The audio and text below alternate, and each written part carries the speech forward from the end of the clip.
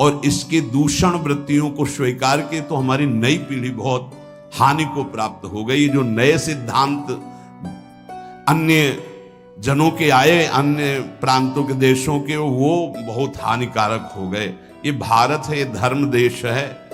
शांति प्राप्त करने के लिए विदेशी जन भी हमारे धर्म गुरुओं की शरण होते हैं, हमारे देश के सिद्धांत, धार्मिक सिद्धांत को स्वीकार करते हैं। देख लीजिए, धोती, चोटी, माला वो धारण करते हैं और उनका उतरैल हम धारण करते हैं। फटे यहां से पैंट, जांग दिख रहे, अरे सिल लो भाई।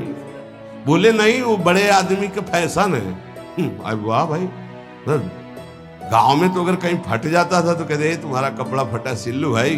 तो चलो गरीब आदमी वो सिल लेता था, आज बड़े आदमी होके फाड़ के घूमते हैं। नहीं, यहाँ से एक दो बार तो हमने भी पूछा, तो फिर इन लोगों ने बताया टोकना नहीं।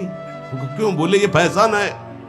तो हमें लगा कि अच्छा, हम तो कहने वाले थे भैया तुम्हें पता है तुम्हारा पैंट फट गया है। अरे शरीर ढकने के लिए वस्त्र है, वस्त्रों का प्रयोग।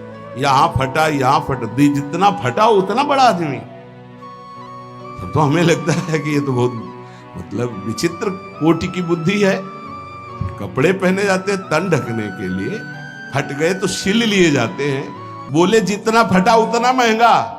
वह बुद्धि भ्रष्ट है। फिर तो आप जाके बाजार में फटा कपड़ा लाते हो और पहनते हो। अब नवीन बोले ये विदेशी, मतलब तो हमें लगता है कि हमें अपने भारत देश का जो धर्म है वो शांति प्रदान करता है। क्योंकि शांति लेने के लिए आप काशी में जाइए, आपको लाखों विदेशी जन मिलेंगे जो धर्म गुरुओं के चरणों में बैठ करके हमारे मोक्ष सिद्धांत को, ये सिद्धांत कहीं नहीं मिलेगा आपको। जीवन मुक्तता, परमहंस अवधूत मोक्ष पदवी या भगवत प्रेम, ये आपको यहीं मिलेगा। नहीं, नर्क स्वर्ग की बात है, इसके आगे तक की कहीं बात नहीं है।